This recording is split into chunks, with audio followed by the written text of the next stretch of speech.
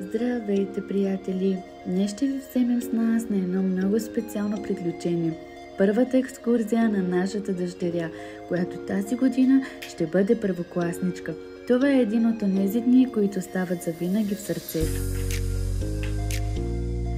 Пътуваме с автобус, настроението е страхотно, децата са супер развълнувани, няма по-хубаво от това да видиш усмивките им и да знаеш, че ще запомнят този ден завинаги.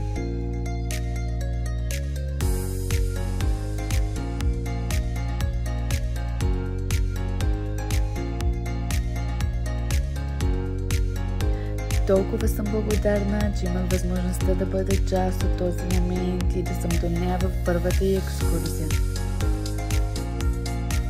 Искам от сърце да изкажа огромно възхищение и благодарност към невероятният екип на детската градина.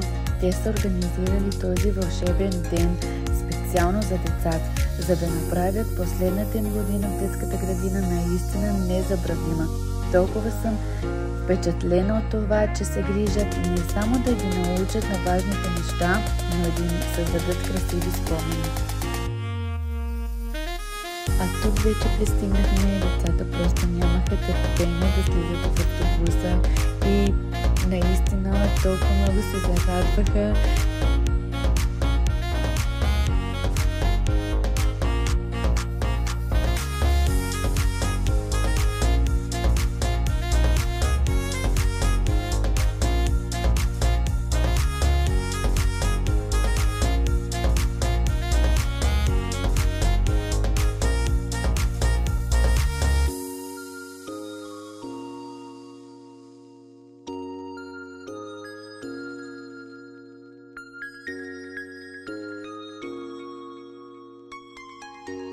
Тук госпожата ни каза, че всеки може да отиде където иска и че 1 часа ще се чака напред входа. Всички дечица са от една детска градина, просто са от различни групи. Нелина и Грей са заедно в групата, тяхната е лилавата група, но тук не са всички деца, в случая и Грейс, защото всичко това е организирано за децата, които тази година започват училище. И тук всъщност видяхме колко наистина е голям парка.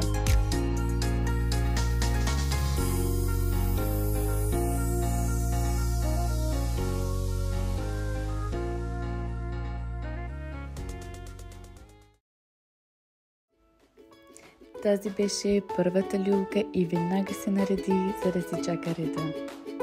А мястото наистина беше страхотно.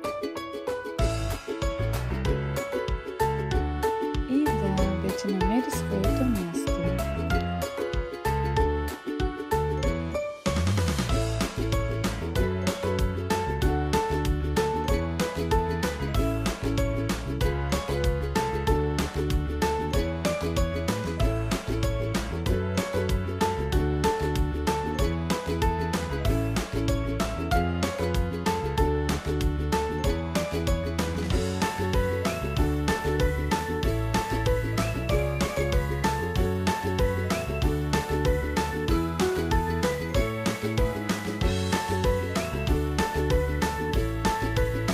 И искам да ви спомена още нещо, което вече знаете.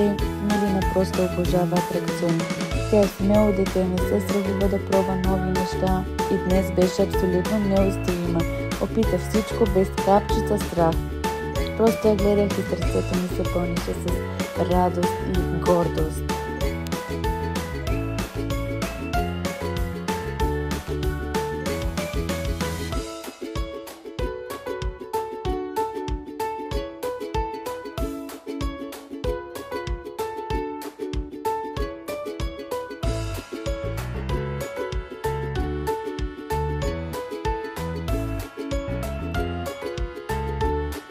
Този парк наистина беше страхотен и мислиме дори да се върнем отново, но този път с Грейс и с тати.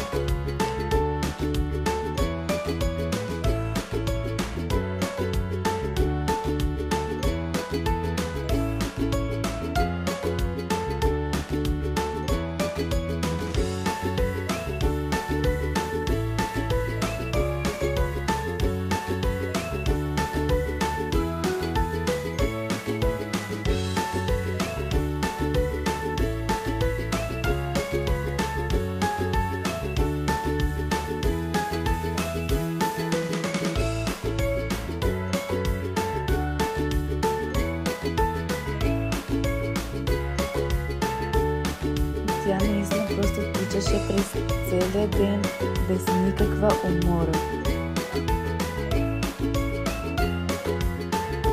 А пък тези люлки наистина бяха страхотни.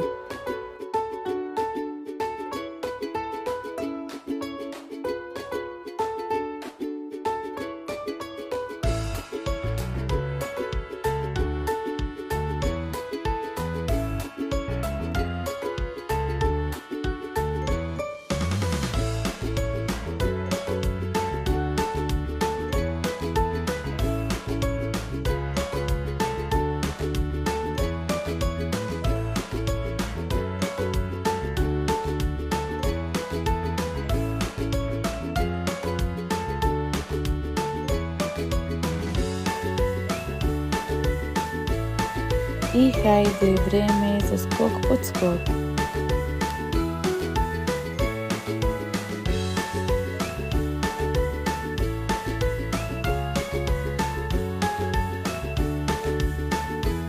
Тук просто се преместиха отляво, защото там наистина слънцето беше ужасно много. И ето го моментът, в който наистина чакаше с нетърпение, за да се качи точно на тази празалка. Беше наистина уникална.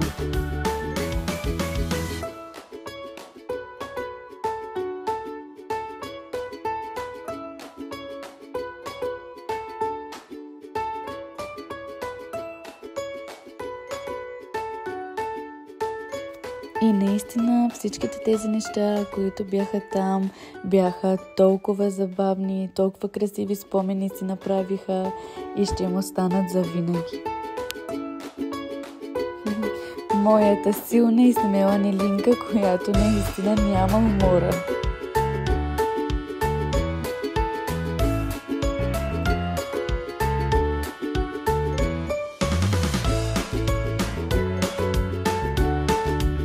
А тези две момиченца са приятелки на Нелина от детската градина и заедно си прекараха денят.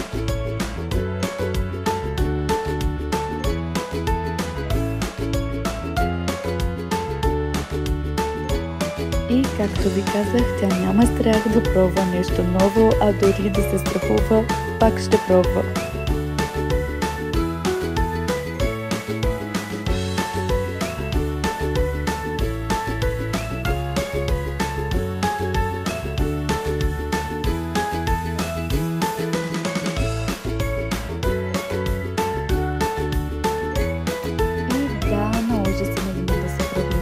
Защото се играеше с вода и доста се намокри.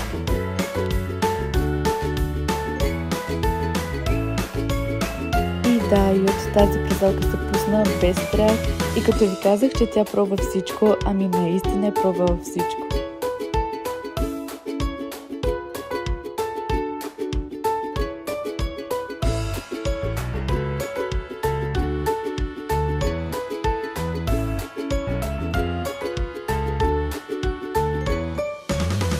Нелина е едно страхотно дете, толкова топла, мила, с огромно сърце. Тя излъчва любов и радост и съм наистина много благодарна, че я имам. И тук просто отидохме да се наредим, за да си вземем нещо студено. Наистина беше много топло и Нелина тук си хареса, мисля, че бяха мини понички и скрежина, а за мен си взех една студена кола. И след това видяхме, че има хапки и картофки и просто си взехме. Той не обича хапки и картофки, а тук Нелина пробва малките понички мини, но наистина бяха много вкусни. И се останахме само двете и си прекарахме време заедно, а тук просто се върнахме към близката люлка с останалите майки и чакахме да дойдат госпожите, за да тръгнем. И да, тук вече всички почти се събрахме, чакахме още малко и тръгнахме към автобуса.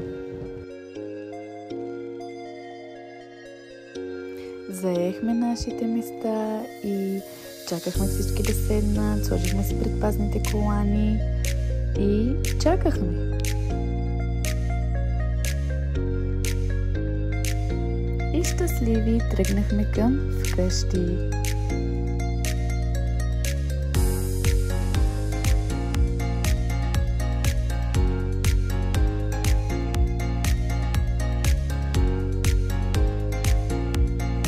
И тук попаднахме в голямо задръстване, което чакахме час и половина, дори мисля, че беше повече, и просто се преместихме най-отзад, защото имаше повече място, беше свободно и просто за да си починем повече.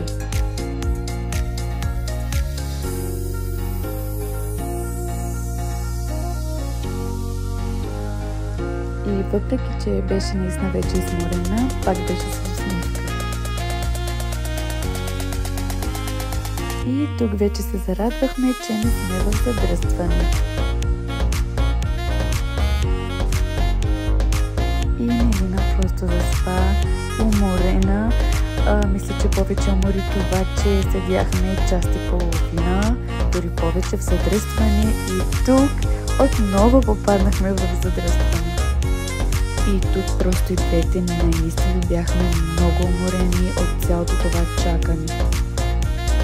И тук вече щастлива, защото сме в нашия град. Тук сме пред детската градина и ни чакаха Тати и Грейс. А Тати и Грейс също имаха страхотен ден. Тя беше на детска градина, след това Тати я взе, забавляваха се, играеха и те също игри. И този ден наистина си го делихме само за нашите две момичета. И тук радостта ни беше наистина пълна. Те са нашето щастие. Този ден беше изпълнен с толкова много емоции, смях и нови спомени.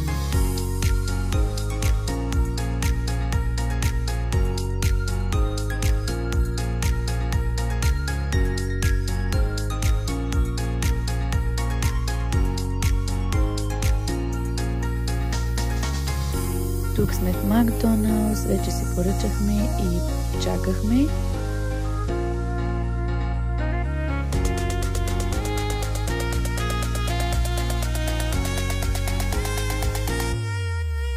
И да, те продължиха да си играят.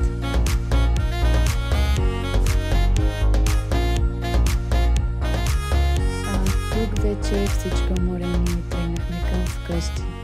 Чао!